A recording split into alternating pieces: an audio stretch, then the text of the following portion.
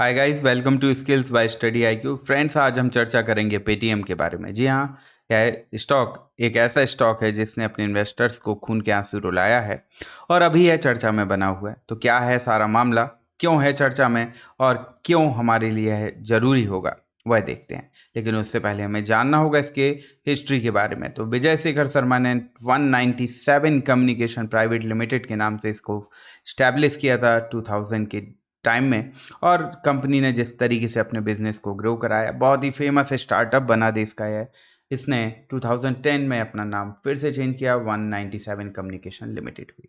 Company का main core business था digital payment system बनाना और उस पर फोकस था इनका स्टोर मर्चेंट्स पर। जी, हम स्टोर मर्चेंट्स को लेकर पेमेंट की सुविधाएं बढ़ा रहे थे और यही इनका कोर बिजनेस था, यानी टेक्नोलॉजी में बहुत ही अच्छी थी यह कंपनी। कंपनी ने 2010 में अपना प्रोडक्ट लॉन्च किया जिसका नाम था पेटीएम। जी हाँ, पेटीएम की पेरेंट कंपनी 197 कम्युनिकेशन लिमिटेड है और पेटीएम उसका एक प्रोडक्ट है। इसका मेन फोकस था डिजिटल सर्विस पर, जिसके अंडर में है यूपीआई, बैंकिंग, वॉलेट सर्विस देता था, साथ ही साथ ऑनलाइन टिकट बुकिंग सर्विस भी देता था। इस तरीके से हम कहें कि डिजिटल इंडिया में यह सबसे अच्छी कंपनी बनी हुई थी और सभी जगह इसकी चर्चा हो रही थी। टेक्नोलॉजी की बेहतरीन कंपनी थी।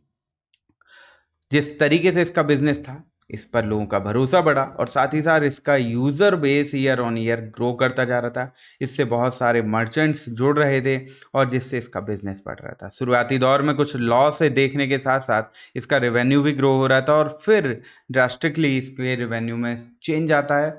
बहुत ही अच्छा है, प्रॉफिट अर्न कर रहा है, बिजनेस बना रहा है और साथ ही साथ इन्वेस्टर्स को भी यह अट्रैक्ट कर रहा है। 2017 में जहां इसने अपना पेमेंट बैंक भी लॉन्च किया और सॉफ्ट बैंक का एक इन्वेस्टमेंट भी पाया। जी हाँ, सॉफ्ट बैंक ने इसमें 1.4 बिलियन यूएसडी डॉलर का किया इन्वेस्टमेंट और 18.5 स्टेक इस कंपनी का लिया और यह कंपनी हर जगह चर्चा में बनी हुई थी। फ्रेंड्स, आगे बढ़ने से पहले अगर आप खुद इन्वेस्टमेंट करना सीखना चाहते हैं, अपना इन्वेस्टमेंट खुद करना चाहते हैं, अपने पैसों को ग्रो कराना चाहते हैं, तो आप हमारा बैच ज्वाइन कर सकते हैं, हमारा कोर्स ज्वाइन कर सकते हैं, जहां बेसिक से एडवांस तक का इन्वेस्टिंग करना सीख सकते हैं और अपनी इन्वेस्टमेंट को एनहेंस कर सकते हैं। बैच 10 जुलाई से स्टार्ट हो चुके हैं, आप इसको ज्वाइन कर सकते हैं और अगर आप मेरा कोड पीटी लाइफ यूज़ करते हैं तो आपको यह बहुत ही अच्छी डिस्काउंटेड प्राइस पर मिलेगा। तो चॉइस आपकी है, आप इसे अवेल कर सकते हैं और अपना इन्वेस्टमेंट अच्छा कर सकते हैं। अब आगे बढ़ते हैं। तो पेटीएम ने जिस तरीके से बिजनेस किया, जिस तरीके से स्टार्टअप्स के तौर पर इंडिया की एक यूनिकॉर्न कंपनी बनी, इसने अपना आईपीओ भी लाया और 18 नवंबर 2021 में इसका आईपीओ लिस्टेड हुआ।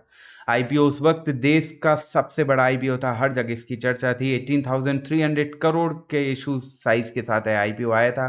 प्राइस बैंड इसका 2150 अपर बैंड था। 6 क्वांटिटी के लॉट के साथ आईपीओ लिस्टेड हुआ और इन्वेस्टर्स का चहेता आईपीओ बना हुआ था, सबकी नज़र इस पर थी, सबसे बड़ा आईपीओ था। लेकिन जैसे ही आईपीओ इन्वेस्ट लिस्टेड होता है, अपने हाई पॉइंट के साथ, हाई प्राइस के साथ यह फॉल होने लगता है। जी हाँ, धीरे धीरे यह फॉल होता जाता है और अभी भी इसका डाउनफॉल जारी है। तभी मैंने कहा था इन्वेस्टर्स को इसने खून के आंसू रुलाया, तब से इसने कभी भी पॉजिटिव डायरेक्शन नहीं देखी है। यही कारण है कि यह सबसे ज़्यादा इन्वेस्टर्स इसमें फंसे हुए हैं। बहुत ही लोग इसमें इन्वेस्टेड होकर अभी भी अपने फंड को फंसा हुआ पा रहे हैं, यहाँ से निकल नहीं सकते। तो आइए अब हम जानते हैं वह पॉइंट्स जिससे हम समझ सकें कि क्यों यह कंपनी जो इतनी फेमस थी उसके साथ इतना बुरा हुआ, क्यों इसे ऐसा दौर देखना पड़ा। So what went wrong with Paytm, इसमें हमारे कुछ पॉइंट्स हैं, जिसमें पहला पॉइंट होगा इसकी महंगी वैल्यूएशन। जी हाँ, जब यह इसका आईपीओ आया 18,300 करोड़ के इशू प्राइस के साथ, इसकी एक्चुअल वैल्यू से काफ़ी महंगा था। अगर आप इन्वेस्टमेंट करते हैं स्टॉक मार्केट में तो आपको पता होना चाहिए कि फंडामेंटली अगर किसी कंपनी की हायर वैल्यूएशन होगी तो इसका जो प्राइस होगा वो वहाँ से करेक्ट होगा, सही वैल्यूएशन की तरफ प्राइस गिरेगा और यही पेटीएम के साथ देखने मिला। इसकी हायर वैल्यूएशन थी और प्राइस ने अपना एक हाईएस्ट पॉइंट भी छुआ और साथ ही साथ इतने हाई वैल्यू से इसका प्राइस डाउन होने लगा और अभी तक डाउनफॉल जारी रहा। तो हायर वैल्यूएशन इसका एक पॉइंट होता है, लेकिन उससे भी इम्पोर्टेंट पॉइंट हो जाता है चाइनीज़ कंपनी का इसमें इन्वेस्टमेंट। जी हाँ, अलीबाबा जो फर्म है चाइना की, इसने इसमें इन्वेस्टमेंट किया और 35% का स्टेक एक्वायर किया, जिसके कारण इंडियन ऑफिशियल्स की नज़र में कंपनी आ गई, क्योंकि चाइना और इंडिया को लेके जिस तरीके के इश्यूज चलते रहते हैं, उससे डर रहता है कि कहीं चाइना यहाँ पर इस तरीके से स्पाइंग ना करे, जासूसी ना करे, क्योंकि यह डिजिटल प्लेटफॉर्म की कंपनी है, बैंकिंग सर्विस दे रही, तो इसका पूरा डर था और आरबीआई की नज़र इस पर थी। इसी कारण लोगों का इस पर भरोसा कम होने लगा है। चाइना से फंडेड होने के कारण लोगों का विश्वास इसमें से कम होता रहा। यहाँ आरबीआई को डर था कि जिस तरीके से पेटीएम की वॉलेट सर्विस थी, बैंकिंग सर्विस थी, उसका केवाईसी बहुत ही ईजी था और इस ईजी केवाईसी होने के कारण आरबीआई का कंसर्न था कि कहीं इस कंपनी का यूज़ मनी लॉन्ड्रिंग यानी इलीगल मनी ट्रैकिंग में ना होने लगे। चाइना की यहाँ इन्वेस्टमेंट और केवाईसी इतना इजी, जिसके कारण आरबीआई पूरी तरीके से इस पर नज़र बनाई हुई थी और आरबीआई ने इसी के रिगार्डिंग कुछ सर्विस बंद करने की भी यहाँ पर पेटीएम से कहा और कुछ सर्विस बंद भी कराई गई। तो इस तरीके से पेटीएम पर अब आरबीआई की नज़र थी। कुछ गवर्नमेंट ऑफिशियल्स इस पर बैन लगाने की कोशिश भी कर रहे थे। तो पेटीएम का दौर बुरा शुरू हो चुका था और इसी दौर में कंपनी का बिजनेस भी घटने लगा। जहां यूजर्स का भरोसा इससे हटा, कंपनी का प्रॉफिट कम होने लगा, कंपनी लॉस करने लगी और कंपनी जो लॉस कर रही थी तो इसके जो इन्वेस्टर थे, जी हाँ, एंजल इन्वेस्टर, जिसमें बड़े नाम थे अलीबाबा, सॉफ्टबैंक एंड सोली, ने अपना स्टेक यहाँ से ऑफलोड करना स्टार्ट किया। साथ ही साथ इसमें वॉरेन बफे जी का भी इन्वेस्टमेंट था और जिससे इनको 31% का लॉस झेलना पड़ा। जी हाँ, सभी इन्वेस्टर्स ने अपना पैसा इसमें से निकाल लिया, इसके खराब परफॉर्मेंस और खराब बिजनेस को देखते हुए। तो पेटीएम के इन्वेस्टर्स इससे अलग हो चुके थे। पेटीएम इस वक्त बहुत बुरे दौर से गुजर रहा था और अपनी रेवेन्यू को बढ़ाने के लिए इसने बहुत सारे एरिया में काम करना शुरू कर दिया। जी हाँ, इसने कई फ्रंट ओपन कर लिए, जिसमें Paytm money, Paytm mall, Paytm insider, Paytm bank खाता, बिजनेस खाता, क्रेडिट कार्ड, अदर सर्विस, यानी जितने भी डिजिटल प्लेटफॉर्म्स अवेलेबल हो सकते थे सर्विस के लिए, पेटीएम सभी में काम कर रहा था और इसके जरिए ये अपना रेवेन्यू अर्न करना चाहता है। इसका इफेक्ट, इसके लिए इम्पैक्ट गलत हुआ, नेगेटिव हुआ। पेटीएम का बिजनेस हर तरीके से खत्म होने लगा और इसका जो कोर बिजनेस था, पेमेंट बैंकिंग, इसमें यह पिछड़ने लगा और इसका फायदा उठाते हुए इसकी कॉम्पिटिटर कंपनी फोन पे ने मार्केट का 46% सेक्शन एक्वायर कर लिया। जी हाँ, डिजिटल बैंकिंग में फोन पे पेटीएम से बहुत आगे बढ़ जाती है और मार्केट में 46% शेयर अब फोन पे के पास है, इसके पास बिजनेस होता है। तो ये वो खास पॉइंट थे जिसके कारण पेटीएम में एक डाउनफॉल देखने मिला। प्रेजेंट में इसकी परफॉर्मेंस देखें तो यह मार्केट कैप में तो बहुत बड़ा है, लेकिन हर सेक्शन में, जी हाँ, फंडामेंटल जो पॉइंट्स होते हैं, ज़रूरी पॉइंट्स होते हैं, इसमें यह पूरी तरीके से नेगेटिव है, पूरी तरीके से फेल है और इन्वेस्टर्स के लिए यहाँ किसी भी तरीके के पॉजिटिव साइंस नहीं दिख रहे कि जिससे हम कह सकें कि पेटीएम कुछ अच्छा कर सकता है। तो जिस तरीके से इसकी नेट सेल्स बढ़ रही थी, लेकिन इनकम बिल्कुल ना के बराबर हो रही थी। ऑपरेटिंग प्रॉफिट जो वैल्यू है वो नेगेटिव चल रही है, यानी कंपनी सिर्फ और सिर्फ लॉस कर रही है। नेट प्रॉफिट के नाम पर सिर्फ यह अपना घाटा बढ़ा रही है और कंपनी के साथ किसी भी तरीके की पॉजिटिव पॉइंट्स नज़र नहीं आ रहे।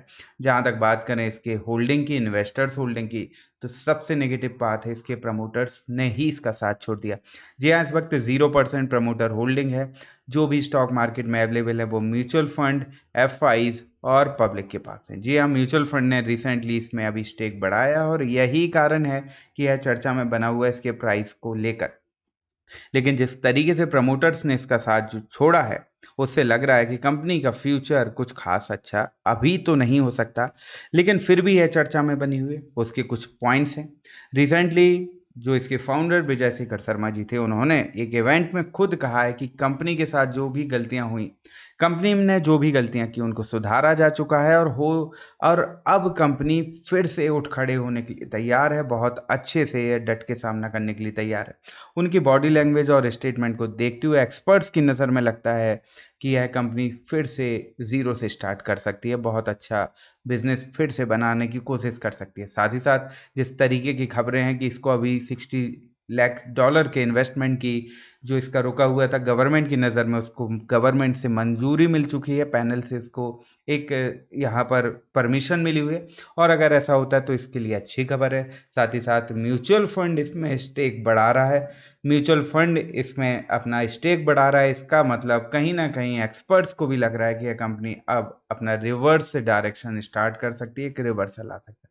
फिर भी कुछ माइनस भी इसके साथ हैं। रिसेंट में ही इस पर लेबर मिनिस्ट्री ने इस पर एक ओवर किया है इस पर, और इसके एम्प्लॉयज़ को लेकर एक डिस्प्यूट चल रहा है, जिसके कारण मिनिस्ट्री ने इस पर कुछ एक्शंस लिए हैं।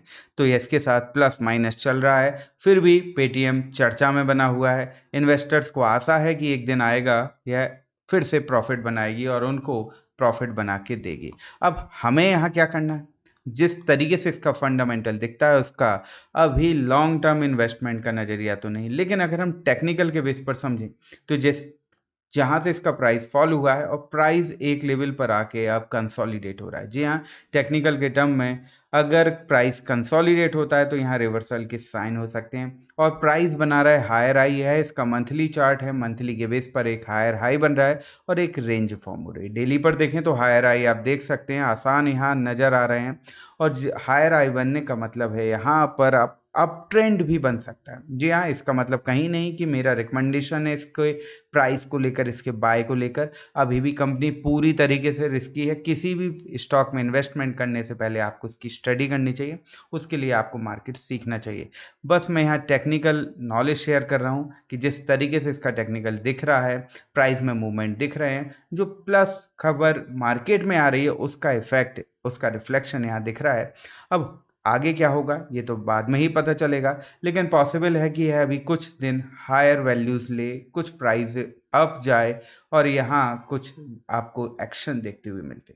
लेकिन लॉन्ग टर्म में अभी कंपनी को बहुत अच्छा बिजनेस करना होगा, बहुत अच्छी परफॉर्मेंस देनी होगी, तभी यह अपना बुरा दौर छोड़ते हुए सुनहरे दौर की तरफ बढ़ेगी।